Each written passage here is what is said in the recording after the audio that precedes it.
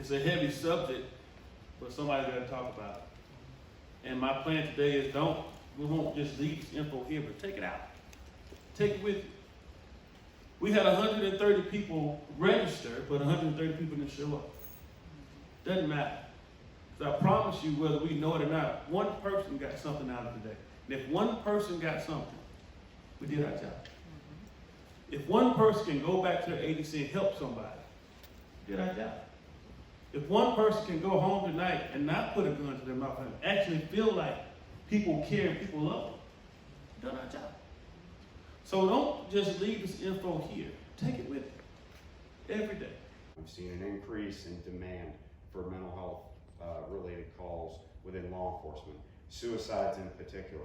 There's hardly a day in Cobb County where there's not at least 1 or 2 calls regarding either a suicide attempt or a suicide threat.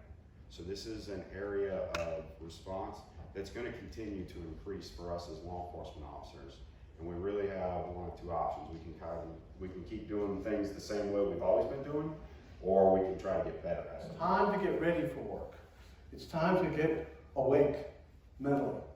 We put our uniforms on, all our ribbons, our pins, our badges, our gun, everything, make sure that our gig lines are straight, everything's creased, that we're ready to go to duty, right? So everything's coming up. Everything's coming up, and what's coming up? Imagine a 10-year-old child looking, wow, when daddy's home with us, daddy is sad down in the dumps. But when daddy's getting ready for work, wow, he's happy, he's elevated, he has energy. Therefore, daddy must love work more than he loves me. Every one of us that were on the scene still hadn't talked about it. I've worked on it personally for myself, but as a group, because some of those guys that were out there with me, they still don't want to talk about it. So I've got all that going on, but I've also got all the stuff in my personal life, my personal behavior. I know at the end of the day, when I walk to my bedroom and I lay my head down on my pillow, that I'm the biggest piece of shit in the world. That's what I think about myself.